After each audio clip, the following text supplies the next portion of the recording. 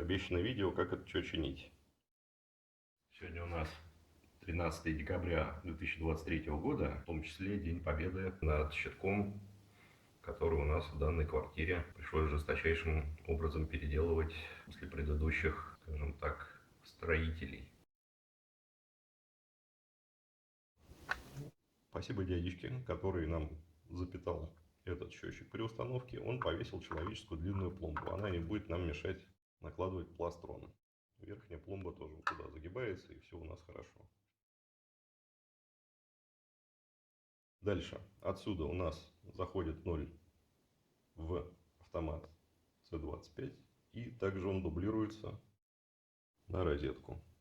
Откуда он, опять же, расходится и соединяется с одиноким нулем на вот этот автомат, который у нас отдельно. На нем висят холодильники.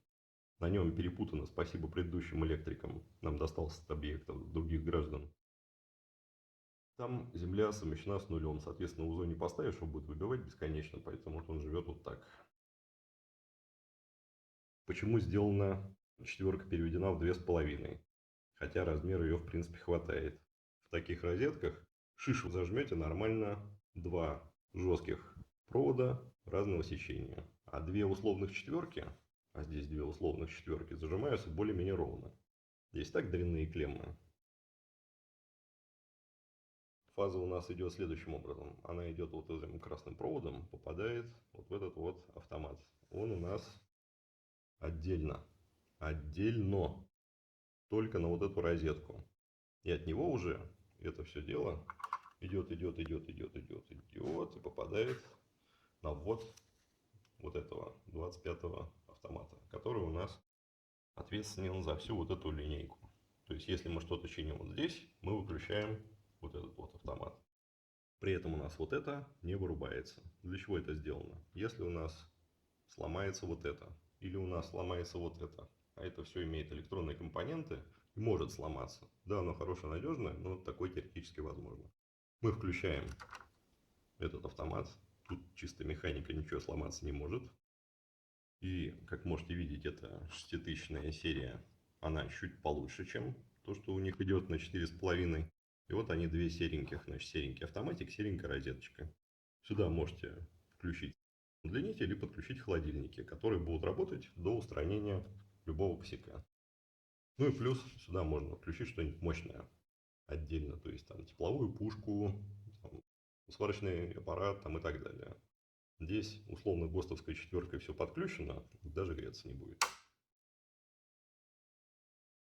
Так, про это рассказал. Из C25 у нас снизу выходит, идет,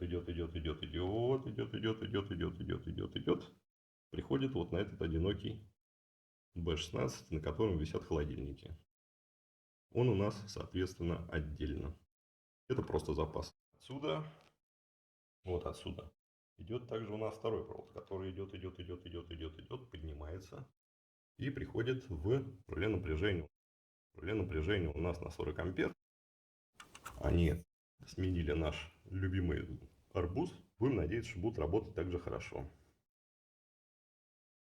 Из реле напряжения он у нас спускается. И идет. Вам входит в УЗО. Нули УЗО переходят вот здесь. Из УЗО нули идут на колодку. Фаза переходит на шинку. И у нас все вот эти вот автоматы, все, которые под шинкой, они все запитаны с этого УЗО. Этот одинокий отдельно, потому что, повторюсь, нам на этом объекте вся электрика досталась от прекрасных граждан, которые в этой розеточной группе замкнули где-то ввиду своей халатности нули с землей. Этот, повторюсь, запасной, просто запасной. Ноль для работы нашего реле напряжения взят снизу автомата C25. Там нам удобно, потому что у нас здесь есть возможность подключить гребенчатую шинку снизу. Таким образом мы его коммутируем с УЗО. А еще вот там у нас есть обычные клеммы, которые мы параллельно можем использовать. И вот у нас этот проводочек, вот он приходит в верхний разъем. поскольку он только для того, чтобы внутренняя схемотехника реле работала, то он выполнен из 2,5. Пластрон надевать аккуратно, потому что вот он от сих до сих хорошо надевается, но плотно. То есть как-то надевать его начинать отсюда, заводить сюда, при этом все это стягивать, быть аккуратным. Потому что винтики вот в эти дырочки заворачивать нужно аккуратно. И, как можете видеть, у нас не очень дорогой корпус, его маленечко выгнул. Вот, просто момент отливки. Поэтому, когда будем надевать пластрон, то это место желательно чуть-чуть вдавливать, чтобы оно не оказалось сверху пластрона, а защелкнулось. Снизу такой проблемы нет. Возможно, небольшое деформирование стены. Тут не все так просто. Там вот такой вот ад. Шинки хайеровские. Про эту линейку автоматов могу сказать, что мне очень понравилось, потому что они добавили дополнительные точки крепления, здесь это черта, и я уже затягивал от души, вон видите, даже немножко они линию потеряли, настолько от души я затягивал там свежей мелковской отверткой ZSL2. Свежак. Мне очень понравились винты, гораздо лучше, чем вот здесь, потому что здесь прям пластилиновые, ну здесь так себе, а здесь прям на 5. Так что вот эту вот серию Армат могу всячески рекомендовать. Посмотрим, сколько проходит УЗО, пока к нему нареканий нет. Все остальное выше всяческих похвал.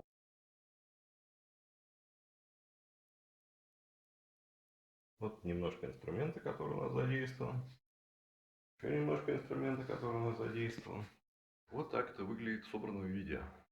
Как можете видеть, там сверху крышечка закрылась. Это у нас просто розетка. Она будет потом вот там установлена для роутера. Она там просто лежит.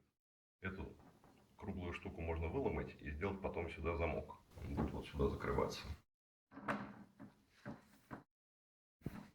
Вот такой симпатичный щиток у нас. Леграновский. Он удобный. Я немножко пыльный. Надеюсь, прослужит долго. Так, забыл добавить вот эти пальцы.